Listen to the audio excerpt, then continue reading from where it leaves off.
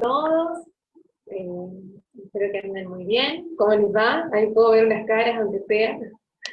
Eh, bueno, comento que hoy que yo pensaba estar más organizada, ya en el segundo encuentro, eh, tuve la luz cortada toda la tarde, más de 3 horas de luz cortada. De hecho, le avisé a Anabel si no aparezco porque no puedo.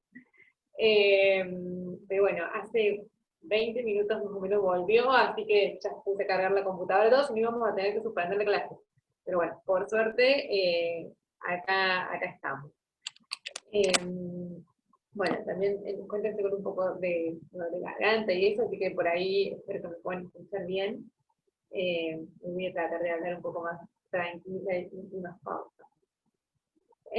Bueno, vamos a seguir con el segundo encuentro o la segunda clase del módulo 4, ¿sí? Y en esta oportunidad vamos a ver modalidad de contrato de trabajo, remuneraciones, vacaciones, licencias, ¿sí? Por lo menos los conceptos más importantes de cada uno, ¿sí? No vamos a poder por ahí ahondar tanto, pero sí a lo que hace a los conceptos o a las definiciones. Bien, ¿qué son las modalidades de los diferentes contratos de trabajo? Recuerden que en el encuentro pasado hablamos de que era un contrato de trabajo, ¿sí? Esto de ponerse de acuerdo, empleador y trabajador, respecto de las condiciones en las que ese trabajador iba a poner su fuerza de trabajo a disposición de ese empleador a cambio de una remuneración, ¿sí? Bien. Esos contratos de trabajo, esto en realidad lo que vamos a hacer es como un pantallazo porque en las unidades que siguen lo vamos a ver con más detenimiento, ¿sí? Eh, esto de los contratos de trabajo pueden ser de diferentes maneras, ¿sí? En realidad lo que la ley hace es distinguir. Por un lado, el principio general, ¿sí? Y por otro lado, las excepciones. El principio general, el contrato es por tiempo indeterminado. ¿Qué significa que el contrato de trabajo sea por tiempo indeterminado? Que no tiene un plazo establecido, ¿sí? En principio es la regla general porque todos los contratos, ¿sí? Salvo determinadas condiciones especiales, todos los contratos de trabajo inician y no se sabe cuándo van a concluir. O que por lo pronto inician y concluirían cuando ese trabajador esté en condiciones de jubilarse, ¿sí? Salvo que surja alguna causal de extinción del contrato que lo anticipe, pero en general cuando uno inicia un trabajo, ¿sí? En la mayoría de los casos, con la generalidad de los casos, uno inicia un trabajo, celebra un contrato y va a trabajar allí hasta que se jubile o hasta que suceda alguna causal de extinción, ¿sí? Esa es la regla general. La regla general, los contratos son por tiempo indeterminado. Ahora, como toda regla general, tiene sus excepciones, ¿sí? Que son aquellos contratos que, a diferencia de lo que decimos, tienen un tiempo establecido, ¿sí? Por ejemplo, los contratos por tiempo determinado, ¿sí? Como son las excepciones, que acá decimos, que pueden ser contratos de plazo cierto o el llamado contrato a plazo fijo, o los contratos de plazo incierto, o llamados también contratos de trabajo eventual. Esto lo vamos a ver bien más adelante, pero para que quede en pantalla, ¿sí? ¿Qué son estos contratos? Justamente las excepciones al principio general. Y son aquellos contratos que, en el caso del contrato a plazo fijo, tiene una fecha de inicio y tiene una fecha de terminación, ¿sí? En el momento que acá yo empiezo a ver el chat y es como que me desconcentro un poco. No sé si caigo. Mari, no vemos el power. Ah, es muy importante, ¿eh? Así estamos. Denme un segundo que veo si puedo resolver esto. Ustedes no están, las chicas que yo veo, que son dos nada más en la pantalla, ¿no ven el PowerPoint? No, claro, yo estoy hablando como si ustedes... No, todavía no, profe. Perdón.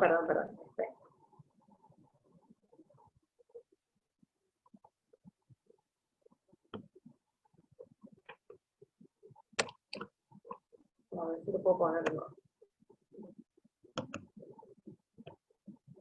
¿Ahí ven algo? Sí, ahora sí, profe. ¿Sí? Ay, bueno, muchas gracias, Ana. Bien, volvemos entonces. Dijimos, contrato por tiempo indeterminado, el contrato que es la regla general. Las excepciones, por ejemplo, son los contratos que, a diferencia del anterior, yo sé cuándo concluyen, ¿sí? En el contrato a plazo fijo, yo sé exactamente cuándo concluyen, porque son aquellos contratos que tienen una fecha de inicio y una fecha de cierre. Y a diferencia del que decíamos en la clase pasada, sí que los contratos son por regla general también informales, que no importa de qué manera se desarrollen. El contrato a plazo fijo es el único contrato que tiene el requisito de que debe ser por escrito, ¿sí? ¿Por qué debe ser por escrito? Porque justamente yo debo consignar cuándo va a concluir, ¿sí? ¿Qué puede ser un contrato a plazo fijo? Por ejemplo, me contratan para cubrir una licencia, ¿sí? Por maternidad de otra persona. Yo sé cuándo inicio y cuándo voy a terminar, ¿sí? No se va a extender. Es un contrato que se extiende por ese tiempo establecido. ¿Qué sería un contrato de plazo incierto? O lo que se llama también contrato de trabajo eventual. Es aquel que yo sé cuándo inicia y que ese contrato queda sujeto a alguna determinada condición, ¿sí? No voy a saber la fecha precisa cuando va a concluir, pero sí sé que va a concluir. Por ejemplo, yo contrato a un albañil para que me haga un quincho, ¿sí? En mi casa. Entonces, yo sé que ese contrato va a concluir en determinado momento. ¿Cuándo? Cuando me termine el quincho. No sé si me va a llevar 4 meses, 5 meses o un año, pero sí sé que es un contrato que va a depender de esa situación. Una vez que se cumpla con este objetivo, el contrato concluye. Por eso son excepciones a este principio general de los contratos por tiempo indeterminado. ¿Qué es importante del contrato por tiempo indeterminado? Que todos inician con un periodo de prueba, ¿sí? ¿Qué es esto del periodo de prueba? ¿Será un contrato aparte y después continúa el contrato normalmente? No, no, no. Todos los contratos por tiempo indeterminado se juzgan que los primeros 3 meses son celebrados a prueba. ¿Qué significa esto de los primeros 3 meses a prueba? En realidad es un plazo o un periodo bastante considerable para que no solo el empleador conozca al trabajador, sus condiciones y cómo evoluciona en el puesto de trabajo que yo necesito, sino que también para el trabajador, ver si se siente satisfecho con la tarea que debe realizar, con el grupo de trabajo, con el establecimiento, con el empleador, ¿sí? Con las directivas que recibe. Es, digo, la misma palabra dice, es la prueba de si yo como trabajador me gusta, me siento satisfecho con el trabajo, y por otro lado el empleador sí, del mismo modo se siente satisfecho con la persona que he contratado, ¿sí? ¿Cuáles son las características fundamentales de este periodo de prueba? Que durante estos 3 meses, cualquiera de las partes puede extinguir el contrato, ¿sí? Y en ese caso, en caso de que el empleador decida extinguir el contrato, no le va a deber al trabajador ningún tipo de indemnización, ¿sí? Pueden pueden extinguir el contrato sin tener que expresar causa, si hay causa o no hay causa, extingo el contrato directamente, y no debo indemnización. Solamente le debo preavisar que no va a continuar el contrato laboral, ¿sí? Pasados los 3 meses, se juzga como que el contrato continúa, ¿sí? No es que tengo que hacer un nuevo contrato, ¿se entiende? Obviamente, este empleador no puede hacer uso abusivo de ese periodo de prueba. Digo, yo no puedo estar contratando 3 meses a uno, no, lo despido. 3 meses a otro, no, lo despido. 3 meses, ¿sí? Porque esto es, digamos, puede recibir sanciones por ello. Del mismo modo, si contraté a un empleado, lo tuve 3 meses, dije que no, que se extinguía el contrato, y después pretendo contratarlo de nuevo, no significa que esos 3 meses van a volver a ser considerados 3 meses de prueba. ¿Por qué? Porque justamente la finalidad de probar ya existió, ¿sí? En el primer periodo. En el segundo periodo se entiende que yo ya estoy, digamos, que ese plazo de 3 meses de prueba ya está suspendido, sino que ya iniciaría el contrato normalmente, ¿sí? Bien. Otras modalidades de contrato son los contratos por temporada, los contratos por tiempo parcial y el contrato de equipo. Esos son los que vamos a ver más adelante, ¿sí? El encuentro siguiente. Bien. ¿Qué es la remuneración? Ya le hemos mencionado, ¿sí? Cuando definimos el contrato de trabajo, decimos que es uno de los elementos esenciales también del contrato, porque todo trabajador, pone su fuerza de trabajo a disposición del empleador a cambio de una remuneración. Es decir, es la contraprestación que recibe el trabajador por poner su fuerza de trabajo a disposición del empleador. La remuneración no es el pago por la tarea efectivamente realizada, ¿sí? Sino que es por poner la fuerza de trabajo a disposición de él. ¿Cuál será la diferencia? Digo, si yo, si en el mes, por ejemplo, hay 2 feriados, ¿sí? Yo no los trabajo, mi salario no va a cambiar porque no trabajo esos 2 feriados, ¿sí? Entonces, no es que me pagan por los días que yo efectivamente trabajo, sino que me pagan por el hecho de poner mi fuerza de trabajo a disposición, ¿sí? Del mismo modo, también son conceptos remunerativos, por ejemplo, en las vacaciones, y es un tiempo en el que yo no estoy trabajando, no estoy prestando tareas, pero de todas maneras se lo considera un concepto remunerativo. Dijimos, es una ventaja patrimonial, es la contraprestación al hecho de prestar mi fuerza de trabajo, ¿sí? Para el trabajador.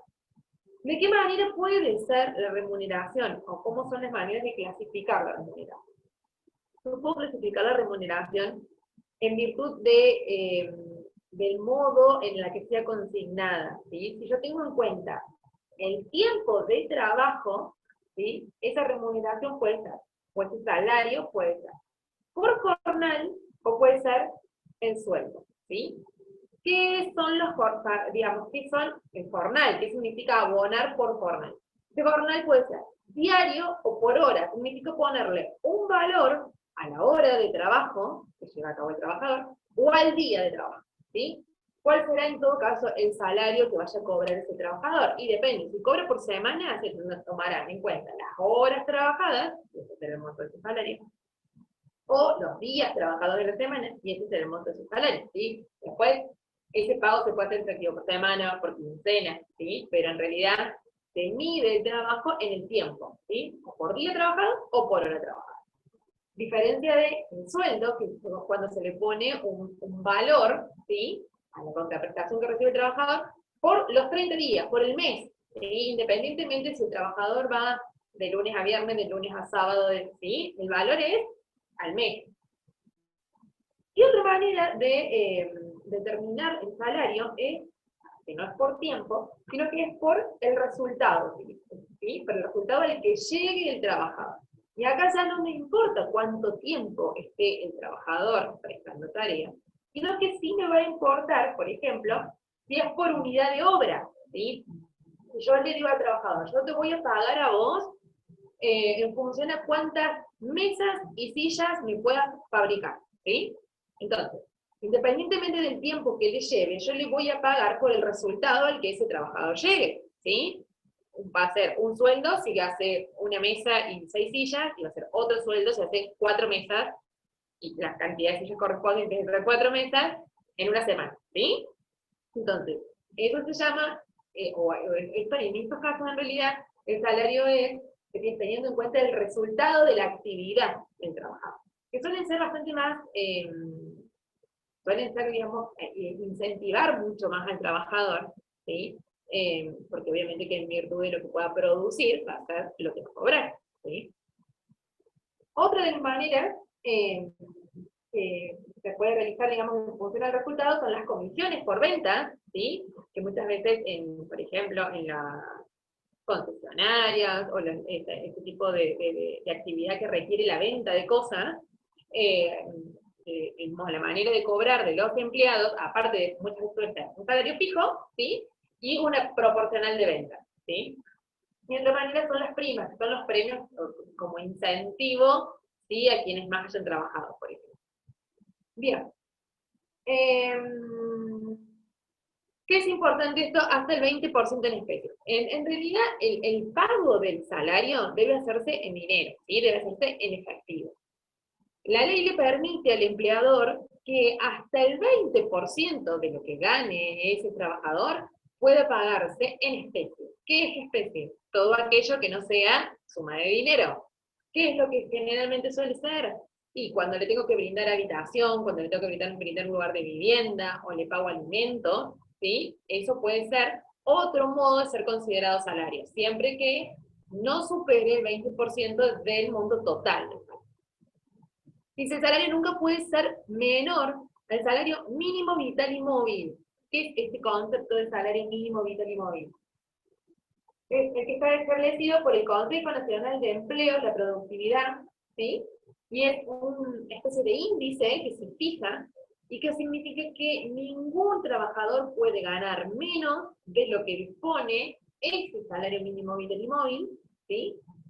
Si cumple con una jornada legal de trabajo. Ese salario mínimo vital y móvil actualmente es de 16.875 pesos, ¿sí? Es la menor remuneración que puede recibir un trabajador en relación de dependencia, que cumpla con una jornada legal. Bien. ¿Quiénes son los sujetos, en todo caso, que deben percibir el salario y quien debe pagar? Quien lo debe percibir es el trabajador, ¿sí? Excepcionalmente, si por alguna razón el trabajador no puede estar al momento de que se realice el cobro del salario, podrá autorizar a un familiar o a un compañero de trabajo para que lo haga, ¿sí? ¿Quién lo debe pagar en todo caso? El empleador o quien designe el empleador, ¿sí? Algún gerente, a quien esté a cargo. ¿Cuál es el lugar de trabajo? El lugar de trabajo. ¿Cuál es el lugar de pago del salario? El salario debe pagarse siempre en días laborables, ¿sí? En el lugar de trabajo durante la jornada laboral, ¿sí? Bien. ¿Cuál es la principal prueba del pago del salario? El recibo de sueldo, ¿sí?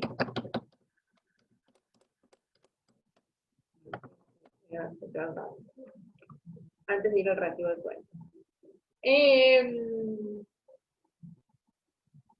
Todo lo que se pague, ¿sí? Y que tenga carácter remunerativo para el trabajador, ¿sí? ¿Qué tiene carácter remunerativo? No solo el salario básico, ¿sí? Sino además todo lo que los conceptos de aguinaldo, vacaciones, indemnizaciones, tienen carácter remunerativo. ¿Qué significa esto? Que tener carácter remunerativo están sujetos a aportes y contribuciones, ¿sí? Se les retiene un proporcional, que es lo que después se aporta al sistema de seguridad social, ¿sí?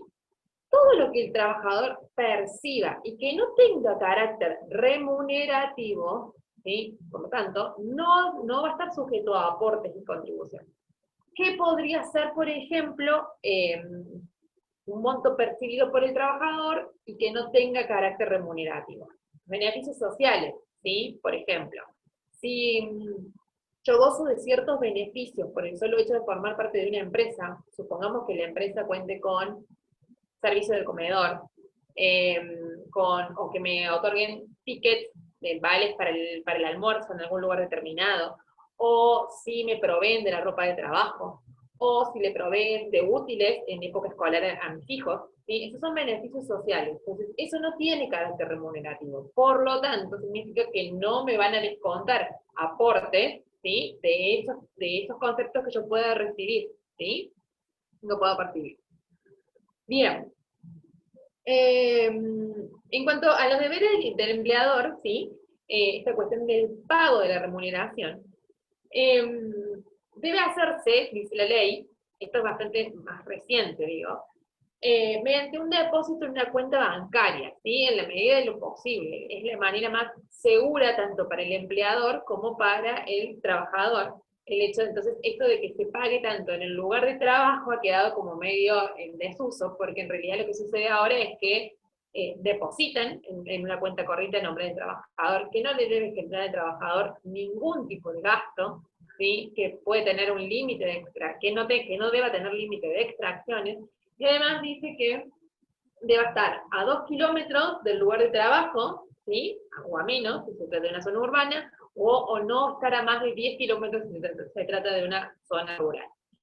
De todas maneras, ¿cuál es siempre la principal prueba de que la remuneración fue pagada, que el empleador pagó? El recibo de sueldo, ¿sí? El recibo de sueldo firmado por el trabajador.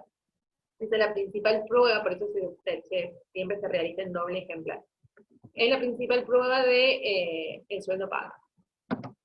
Voy a ver por qué.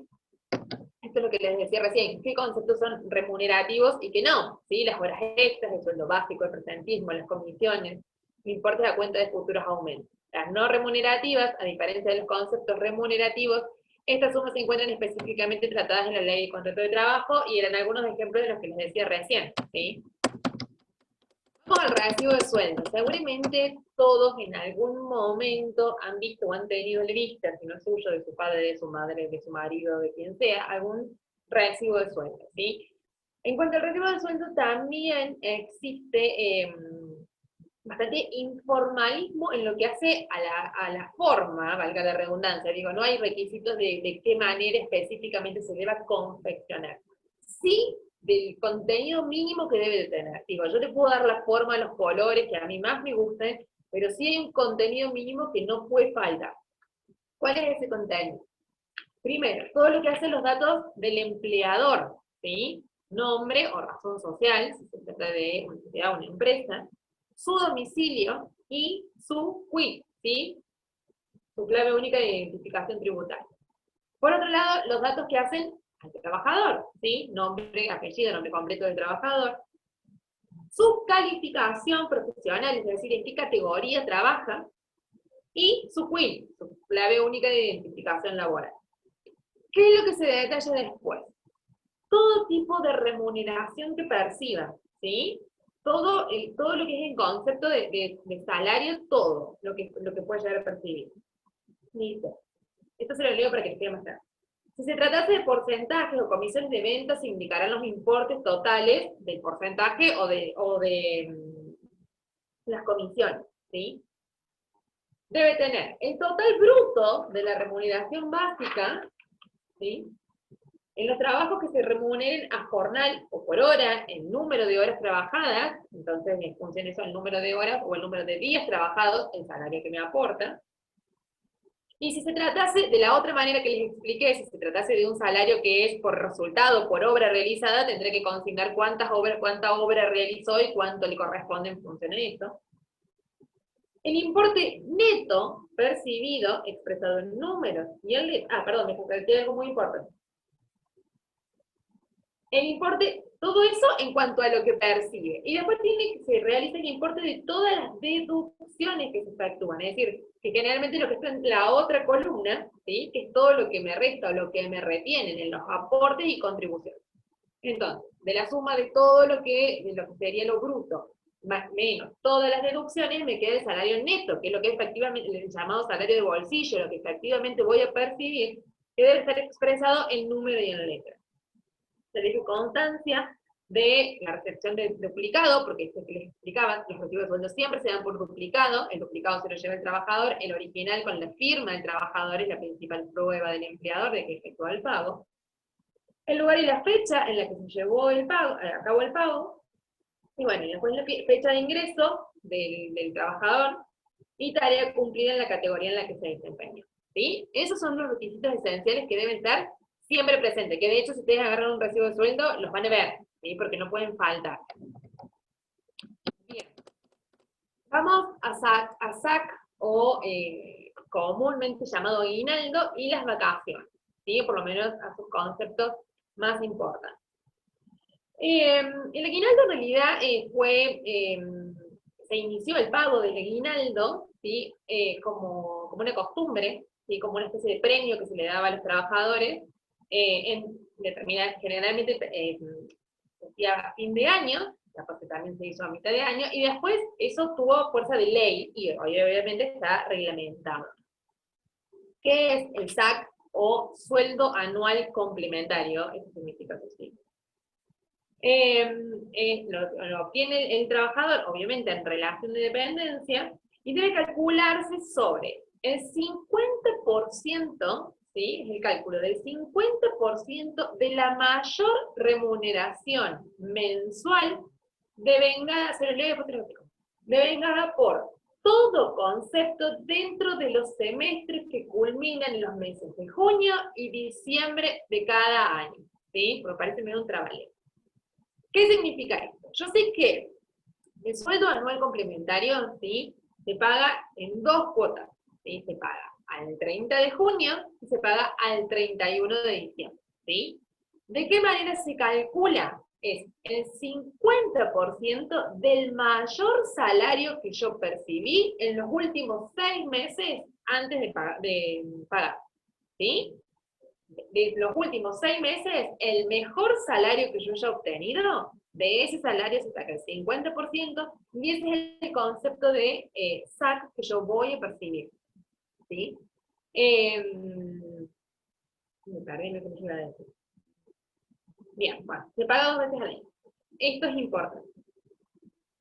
¿Qué criterio tiene el pago de este salario? Que si bien se paga en 2 cuotas, ¿sí? Si bien a mí me lo van a pagar al 30 de junio, en realidad se devenga al 30 de junio, seguramente se pague los primeros días de junio. Pero digo, si bien se devenga hasta el 30 de junio, la primera parte, y hasta el 31 de diciembre, la segunda parte, el SAC es un concepto que se devenga día a día, ¿sí? Día a día que el trabajador trabaja, ¿verdad? ¿Qué les quiero decir esto? Que no es que yo me despierto el 30 de junio y, tengo el monto del aguinaldo. El 31 de julio tengo el monto del aguinaldo. No, una cuestión que es un concepto que se ha devengado día a día. Por lo tanto, si por alguna razón se extinguiera el contrato de trabajo, ¿sí? Supongamos que yo cobro el aguinaldo el 30 de junio. Al 25 de mayo se extingue el contrato de trabajo. Por ser un concepto que se ha devengado día a día, me va a dar lugar a mí a percibir el SAC proporcional, ¿sí? Si se extinguiera el contrato de trabajo, yo tengo derecho a percibir el SAC que generé desde el 1 de enero al 25 de mayo que se extingue el contrato. Digo el 1 de enero porque el otro se devengó hasta el 31 de diciembre anterior, ¿sí?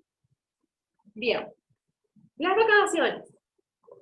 ¿Qué son las vacaciones? En realidad, el trabajador tiene, aparte de las vacaciones, distintos descansos que están regulados, como es el descanso entre una jornada y la otra, el descanso del fin de semana, ¿sí?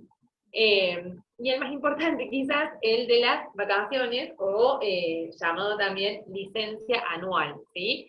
Se trata de una licencia anual obligatoria, digo, que no es opcional del empleador decidir si la otorga o no, porque tiene justamente la finalidad de recreación y de proteger la integridad psicofísica de ese trabajador que no puede trabajar los 365 días del año corrido, ¿sí? Entonces, no es opcional, sino que la ley le otorga carácter de obligatorio, ¿sí? Y asimismo, el trabajador tampoco debería poder optar si me las tomo o no me las tomo, me las tengo que tomar. Que también es importante, que son determinados días que la ley establece, ¿sí? Que me van a corresponder, en los cuales es una licencia paga. Yo no voy a trabajar, no presto no presto mi trabajo efectivamente, pero igual van a ser abonados. ¿De qué manera se determinan, ¿sí? Los días de vacaciones que le corresponden a cada trabajador? En nuestra ley, o en nuestro derecho vigente, eso depende específicamente de la antigüedad del trabajador, ¿sí?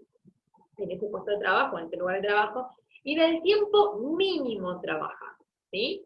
La ley exige cierto tiempo mínimo para yo poder gozar de las vacaciones completas que me corresponderían, ¿sí? Y ahí lo vamos a explicar bien. En función de la antigüedad que cada trabajador tenga, ¿sí? Es esta planificación que ustedes ven acá, ¿sí? Si el trabajador lleva trabajando en ese establecimiento o para ese empleador menos de 5 años, le corresponden 14 días corridos de vacaciones. ¿14 días hábiles? No, 14 días corridos. ¿Qué significa? Que cuentan de la misma manera sábado, domingo, feriado. Si tengo un tiempo, una antigüedad mayor de 5 años y menor de 10 años, me corresponden 21 días corridos. Si la antigüedad es mayor a 10 años, pero menor de 20, el periodo de licencia que me corresponde es de 28 días corridos. Y si llevo trabajando más de 20 años para el mismo empleador, el tiempo de vacaciones que me corresponden son de 35 días corridos. Es un golazo. Bien, ¿qué es lo que necesito como requisito para poder acceder a las vacaciones completas que dispone la ley? Tengo que haber prestado como mínimo, ¿sí? Haber prestado servicios durante la mitad de los días hábiles en el año calendario, ¿sí? Es decir, debo haber trabajado por lo menos la mitad de los días hábiles del año calendario, ¿sí? Esto después, digamos, no se saca tan preciso, pero digo, si trabajé menos de 6 meses y probablemente no tenga derecho a las vacaciones completas, ¿sí? No tengo derecho a los 14 días corridos. ¿Qué significa? ¿Que no tengo derecho a vacaciones? ¿Que no me puedo tomar vacaciones? No, significa que se utiliza otro tipo de cómputo, ¿sí? Que yo no cumplo con ese mínimo de días hábiles trabajados que la ley me exige. La manera de calcular las vacaciones será de un día de vacaciones cada 20 días trabajados, ¿sí? Es otro cálculo. Ya no tengo en cuenta esta regla, sino que tengo que calcular. Bueno, a ver, ¿cuántos días trabajó? ¿20 días? ¿40 días? Los días que yo he trabajado, bueno, me van a corresponder un día de vacaciones cada 20 trabajados. El empleador siempre debe tratar de conceder las vacaciones en el lapso que se da entre el 1 de octubre y el 30 de abril, ¿sí? Y debe, obviamente, notificarlas con anticipación. Las vacaciones se abonan, ¿sí? Por eso decimos que son pagas. Y bueno, en realidad la fórmula para sacarlo es bastante similar al del salario, por lo tanto el monto es bastante similar. Me voy a apurar porque cuestiones de tiempo, así no tengo más tiempo en la respuesta.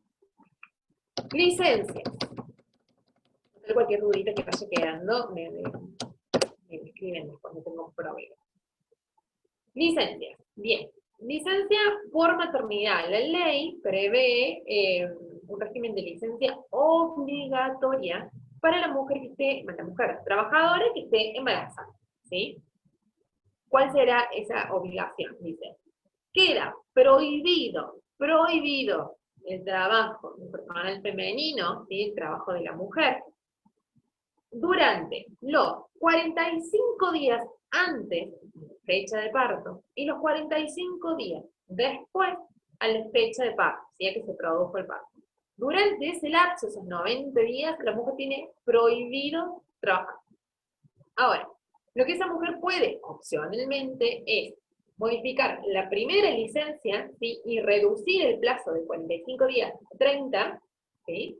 Y esos 15 días sumarlos a la licencia a posteriori del parto. ¿Se entiende? Eso sí lo puede voluntariamente decidirlo la mujer. Lo que no puede es cambiarlo de los 45 días antes, 45 días después. Es esa opción, o a lo sumo un mes y esos 15 días sumados. Pero no puede decidir, digo, lo que no puede decidir ella voluntariamente cómo se acomoda el día. Esas son las opciones que le da la ley. Obviamente, si tuviese un embarazo a pretérmino, lo que se llama, digo, no tuve tiempo de tomarme la licencia anterior, ahí sí, obviamente que toda la licencia me la tomaré a posterior. ¿Cuáles son, para esto, lo más importante, cuáles son las obligaciones más importantes que tiene la mujer en este sentido? Primero, comunicar fehacientemente su embarazo, y segundo, comunicarlo a través de un certificado médico donde conste esta fecha probable de parto, porque a partir de ahí es que se da la licencia, ¿sí? Estos 45 días antes de la fecha probable de parto, o 45 días después, funciona un certificado médico que consigna cuándo va a ser ese parto. Durante esos 90 días, obviamente que conserva su empleo, pero no percibe el salario, ¿sí? Sino que percibe la asignación por maternidad, que ya lo vamos a ver en un rato. ¿Qué es lo que sucede una vez que concluye esa licencia obligatoria? ¿Sí? La mujer tiene, en general, así lo vamos a mencionar, como 3 opciones. ¿Sí? La primera opción sería reincorporarse al día siguiente en la que se termina su licencia, en las mismas condiciones que las pactadas. Puede pactar un horario diferente, siempre que el empleador no le genere ningún tipo de inconveniente. Pero esa sería la primera opción, como volver a la normalidad en su jornada de trabajo. Siempre va a tener igual las horas de lactancia, ¿sí? Para, en el caso que haga horario corrido, para obviamente poder cumplir con este deber natural de madre, ¿no? ¿Cuál es la otra opción? Que decida que no reincorporarse, ¿sí? Que es como una especie de renuncia tácita, por así decirlo, o que comunique que efectivamente decide no continuar con la relación laboral, que decide no volver a trabajar. Y acá se genera una situación particular, porque en general, si lo podemos ver más adelante, cuando uno renuncia o rescinde un contrato de trabajo, no le da derecho a varios conceptos indemnizatorios, por el solo hecho de que es la voluntad de uno, ¿sí?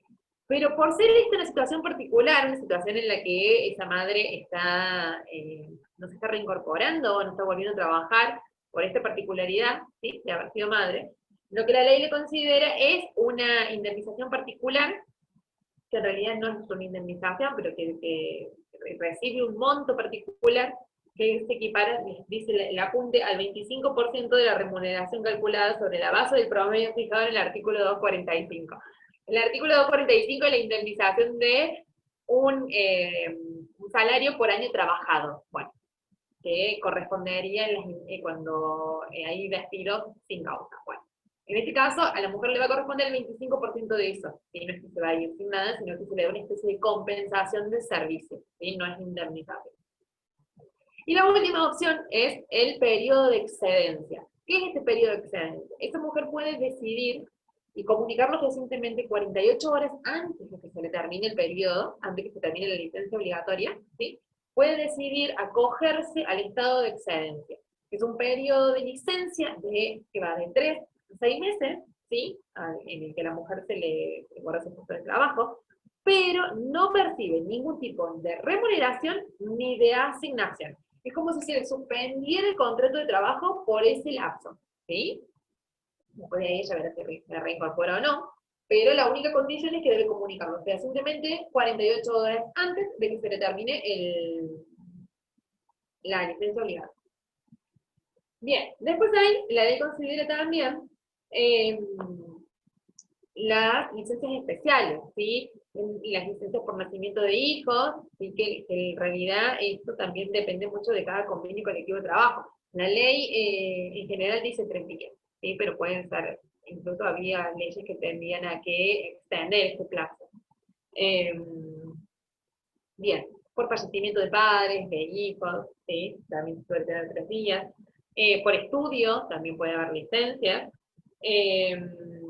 Por matrimonio, hay una licencia de 10 días corridos, pero bueno, y en general, muchas veces por convenio suelen sumarse más licencias especiales que pueden estar reguladas. Bien, acá viene la parte de extinción de contrato de trabajo, que yo lo voy a dejar ahí en stand-by, y les voy a explicar en realidad lo de seguridad social que está en el apunte, ¿sí? Bien, ¿qué es esto de la seguridad social? Es el conjunto de normas jurídicas, de normas y principios jurídicos que se ocupan de regular, ¿sí?, o de proteger determinadas contingencias de la vida por las cuales pasa el ser humano, ¿sí? Desde que nace, de que muere, e incluso muchas veces hasta después que muere a través de las pensiones que cobran los familiares, ¿sí? Es decir, ¿cuál es el objeto, en todo caso, de la seguridad social? Las contingencias sociales, por ejemplo.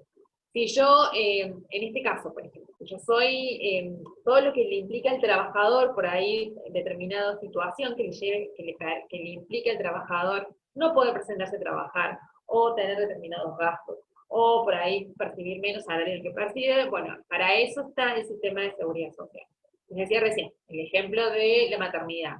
Yo no puedo presentarme a trabajar desde ese periodo, no significa que no vaya a cobrar salario. De hecho, el empleador no va a tener la obligación de pagarme el salario, pero no significa que yo no cobre nada por estar embarazada y no poder ir a trabajar, sino que justamente cobraré la asignación por maternidad, ¿sí?, que es un monto equivalente al del salario, pero no es salario porque no lo paga el trabajador, el empleador, perdón, por poner mi fuerza de trabajo a disposición, sino que lo paga el sistema de seguridad social y tiene el nombre de asignación por maternidad. Bien, entonces, el objeto de esto, del sistema de seguridad social en todo caso, es cubrir todas aquellas necesidades que pueden derivar o que pueden existir a raíz de determinadas contingencias sociales que viva el hombre. Por ejemplo, cuando cumple determinada edad, de jubilarse y no puede seguir prestando tarea, ahí viene la prestación de seguridad social que se llama jubilación, que es la que de alguna manera va a tratar de cubrir esa necesidad que tiene ese trabajador que ya no puede o no está en condiciones de prestar tareas, obviamente. Hacer tiempo baja, perdón. Bien, ¿qué son las asignaciones familiares? ¿Sí? Son prestaciones monetarias, prestaciones en dinero, ¿sí? Que se le otorgan a todos los empleados que tengan cargas de familia, ¿sí? Que tengan familia a su cargo. Bien, obviamente que esos tipos de prestaciones no le significan al empleador ningún tipo de gasto, porque se ocupa el Estado, ¿sí? A través del sistema de seguridad social. Lo que el trabajador ha hecho durante todos sus años, durante toda su relación laboral, es aportar, ¿sí? A través de las retenciones que les explicaba recién, los aportes y contribuciones. Entonces cuando suceden este tipo de cuestiones, ahí está el sistema de seguridad social para cubrir esas necesidades, a través de asignaciones de carrera. Bien, el pago de las asignaciones se debe efectuar junto con la remuneración de cada mes, cobrada por el trabajador. Se abonan a un solo cónyuge, o sea, obviamente, si hay un solo trabajador un solo cónyuge que trabaja, ¿sí? Se le abonan a ese solo cónyuge. Y si se tratase de un trabajador que trabaja en más de un lugar, ¿sí? Que está registrado en más de un trabajo o en más de un empleo, solamente la asignación se va a pagar en aquel donde tenga mayor antigüedad, ¿sí? Excepto la asignación por maternidad que se va a cobrar en cada uno de los empleos en el que ese trabajador se desarrolla, ¿sí? Se trata de dos cónyuges, de una pareja, de dos personas, donde los dos trabajan. Las asignaciones pueden ser solicitadas indistintamente por cada uno de ellos, dependiendo de quién se beneficie más con el monto de la asignación percibida, ¿sí? Obviamente que, bueno, para el pago de este tipo de asignaciones debe estar en relación de dependencia.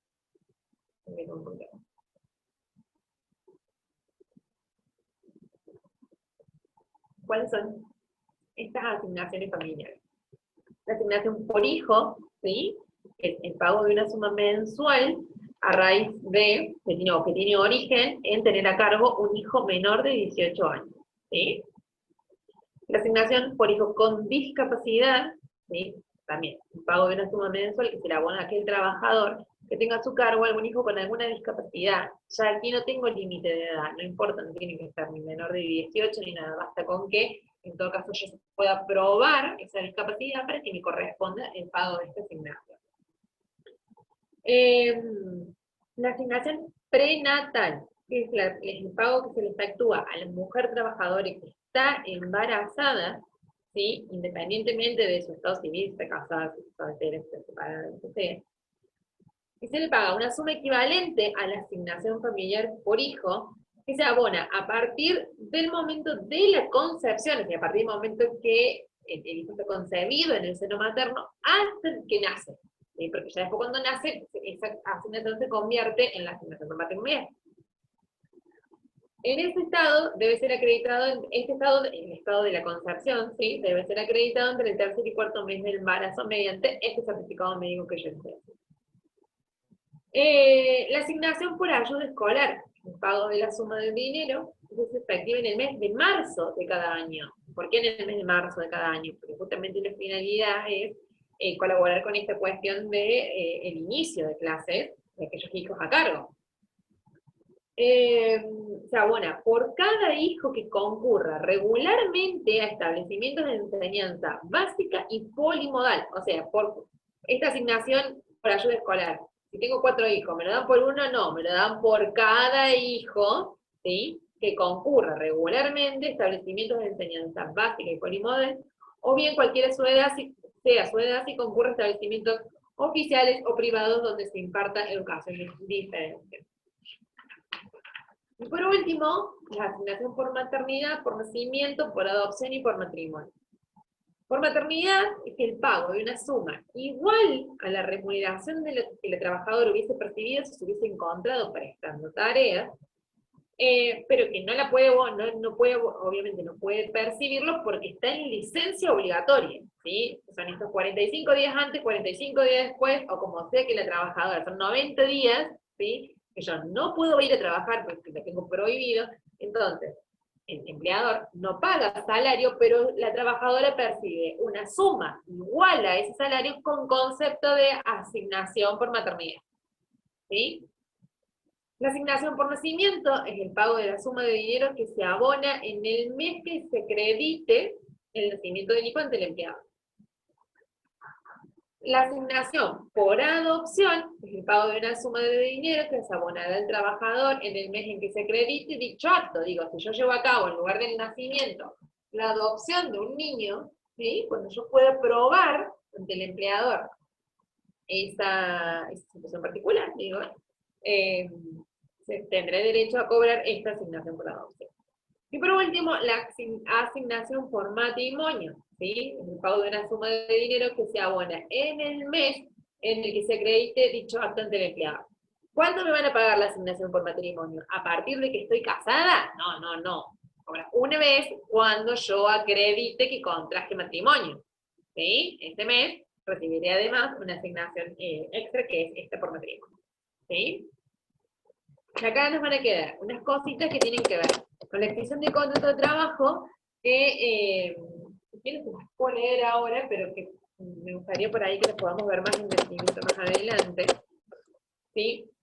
En realidad, las maneras de extinguir el contrato de trabajo muchas veces puede ser por voluntad del propio trabajador, por voluntad del empleador, o en realidad por voluntad de ninguno de los dos, sino por causas externas a ellos. ¿Sí? Por ejemplo, son causas del trabajador. Cuando el trabajador decide renunciar, ¿sí? No continuar trabajando en ese lugar. Porque no le gusta el trabajo, porque no se siente cómodo, o porque consiguió un trabajo mucho mejor, ¿sí?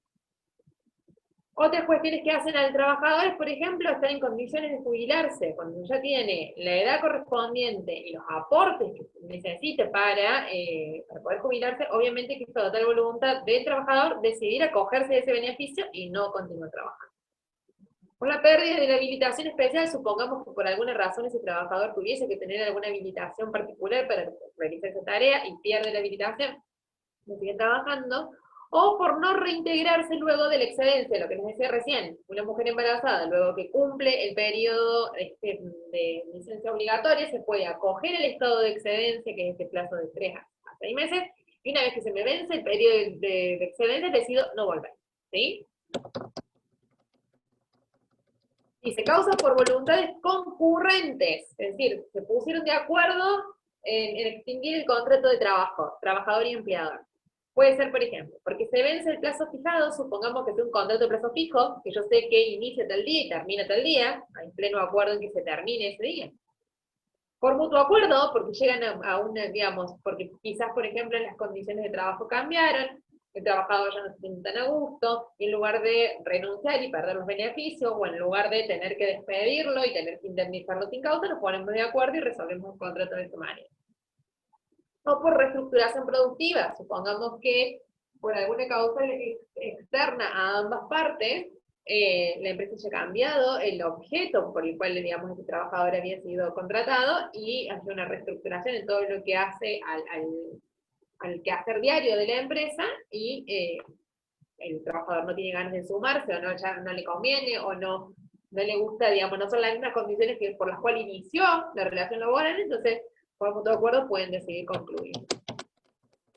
Causas que sean ajenas a las partes, es decir, que no dependen ni del trabajador ni del empleado. La muerte del trabajador, obviamente, se extingue el contrato de trabajo. La muerte del empleador puede extinguir el contrato de trabajo siempre que si ese empleador obtiene, digamos, siempre que la condición del empleador sea causal,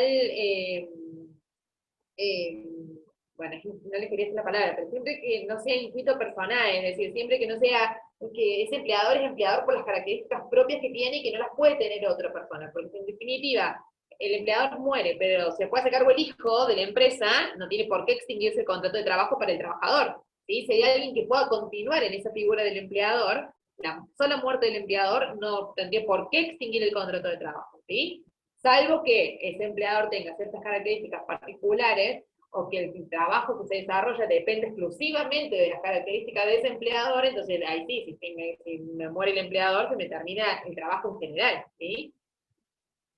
Incapacidad física absoluta del trabajador. Supongamos que el trabajador tuvo algún tipo de accidente que lo incapacita absolutamente para desarrollar la tarea, ¿sí? También es un modo de extinguir el contrato por causas ajenas en parte. Por inexistencia de puesto de trabajo acorde a las capacidades residuales del empleado. Supongamos que ese trabajador tiene el accidente y no tiene una incapacidad absoluta, pero ahora resulta que tiene una incapacidad reducida. De repente tuvo un accidente que no le permite trabajar, no le permite caminar. Y si yo como empleador no tengo actividad para darle, otorgarle en esa nueva condición en la que él está, ¿sí? Entonces también es una causa para extinguir el contrato de trabajo. Por vencimiento del plazo, ¿sí? Que es el que decíamos hace rato, supongamos en un contrato de tiempo eventual, si se cumple el plazo, bueno, en el plazo fijo, también se extingue. Y por, estas vamos a mencionar. Por causas del empleado. El empleador puede decidir dejar sin trabajo al trabajador sin causa, ¿sí? ¿Qué significa sin causa? Que porque no tenga ninguna causa, ¿sí? Porque sea voluntariamente, obviamente que tendrá que pagar todas las indemnizaciones que corresponden, no es que es así, como que están arbitrariamente decidido dejarlo sin trabajo, ¿sí? O sin expresión de causa, ¿sí? Cuando no lo expresa, eso le da lugar al trabajador a una serie de conceptos indemnizatorios justamente para tratar de protegerlo ante estos actos arbitrarios que podría por ahí llevar a cabo el empleado. Ruptura ante tempus, por ejemplo, en el caso de los contratos a plazo fijo, que decían terminarlos antes. Por injuria patronal, ¿sí? Por falta o disminución del trabajo no imputable al trabajador. Por fuerza mayor, se me incendió la empresa y se perdí todo. Por quiebra, ¿sí? O por no incorporación luego de suspensiones especiales, ¿sí? Supongamos que el empleador decide que haya habido algún tipo de sanción o de suspensión al trabajador por determinadas cuestiones, puede el empleador en todo caso decidir que es una causal de despido. Después veremos si le corresponde o no le corresponde las indemnizaciones que sea en virtud de cuál sea la causal o no, si no hay causa de despido o del despido. Bueno, chicos, eso sería todo lo de esta unidad, ¿sí? En realidad lo que les voy a hacer ahora es después les voy a pasar a Anabel el práctico, que va a estar basado por ahí en las cuestiones que hacen a cuestiones prácticas que tengan que calcular, ¿sí? Pero no les va a generar mayor inconveniente. La parte de SAT, de vacaciones, ¿sí? Pero bueno, cualquier duda o cualquier cuestión nueva que por ahí se me pueda haber pasado, me consultan a Anabel, estamos en contacto, no hay ningún tipo de inconveniente. Espero que se haya entendido todo, no sé si tienen alguna duda, alguna cosita que les haya quedado por ahí dando vuelta. Me escriben cualquier cosita porque tengo que consulta. Sí.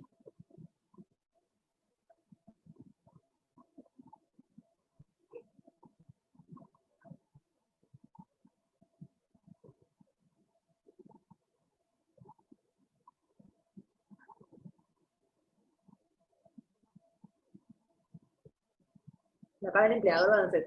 No, lo paga ANSES, el sistema de seguridad social, todas las asignaciones, ¿sí? Todo lo que hace estos conceptos que vimos recién, el sistema de seguridad social, debe pagar el ANSES.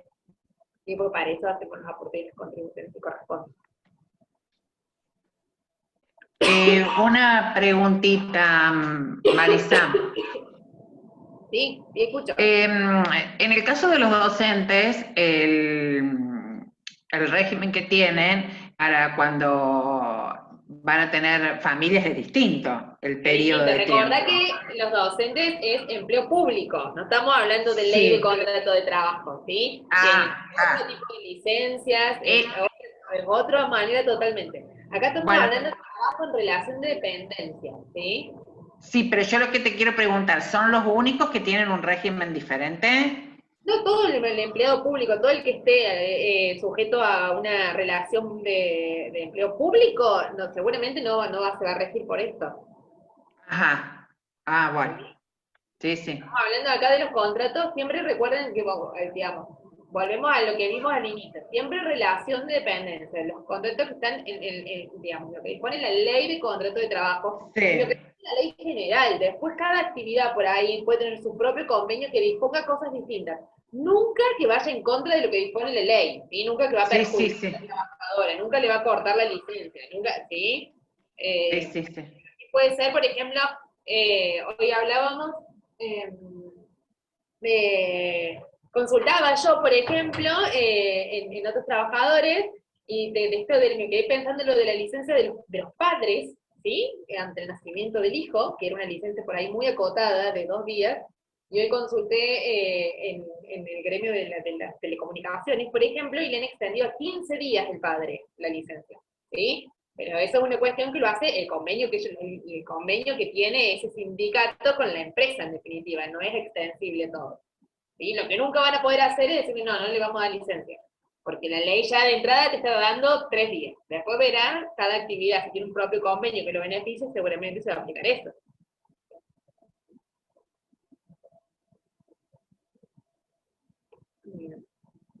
Bueno, no sé si alguien tiene algo más para escribir, que les haya quedado dando vueltas por ahí. Si no, porque por ahí a lo mejor después leen el apunte y el trabajador presenta en el trabajo un certificado de nacimiento. Sí, sí, sí. A ver, la trabajadora en realidad, aparte de la trabajadora embarazada, me están preguntando, ¿sí? Aparte de este periodo de 90 días, ¿sí? De licencia obligatoria para ella, que tiene prohibido trabajar y de que está excelente, lo que explicamos. Tiene otra cuestión que es la estabilidad en el trabajo, ¿sí? Que se efectúa 7 meses y medio antes de la fecha probable de parto y 7 meses y medio después del parto. ¿Qué significa esta especie de estabilidad? Que la ley dice que si esa trabajadora fuese despedida, ¿sí? Sin causa, 7 meses y medio antes del nacimiento o 7 meses y medio después del nacimiento, la ley presume que la están despidiendo o porque está embarazada o porque va a ser mamá, ¿sí? En la ley da por hecho, presume, dice. Entonces, en todo caso, el empleador tendrá que salir a probar, che, no, mira, yo la despedí 7 meses y medio antes, pero la despedí por tal cosa, no la despedí porque está embarazada, ¿se entiende? Entonces, eso le da al trabajador cierta estabilidad.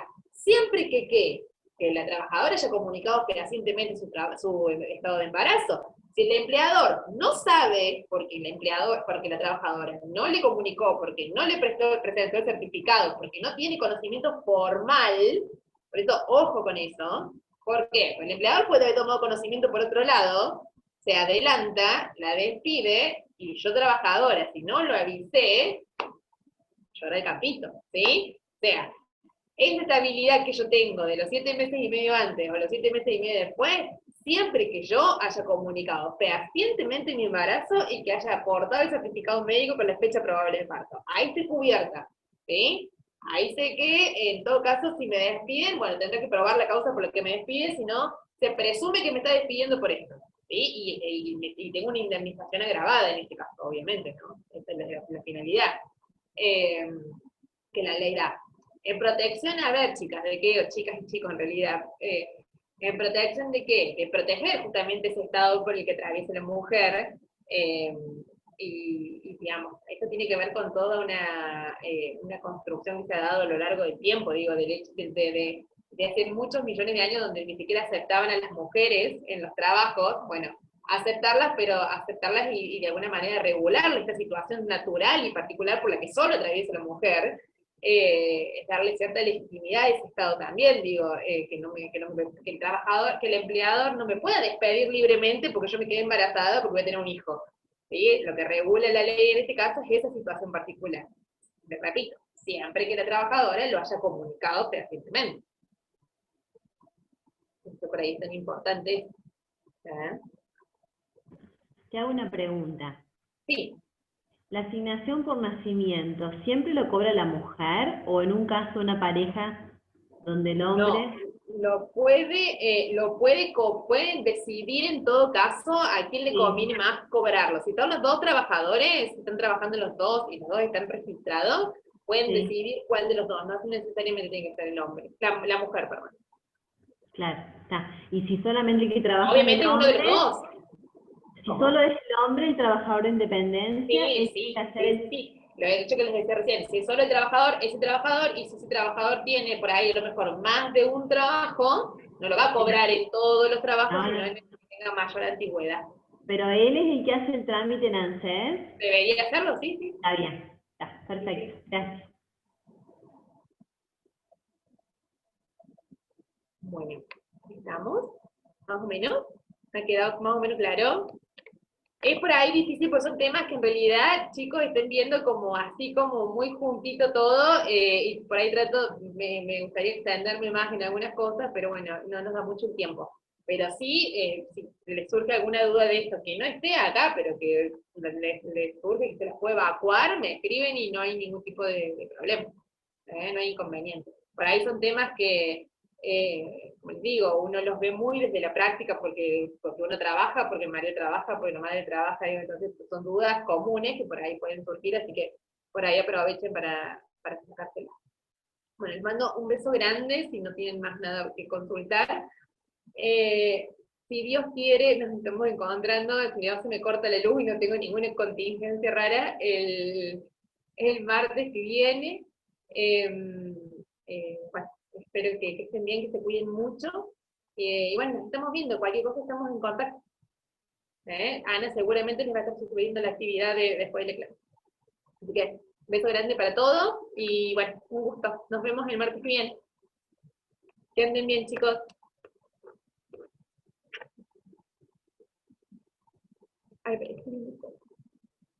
Ay, saludos. Bueno, saludos para todos. Muchas gracias por estar acá.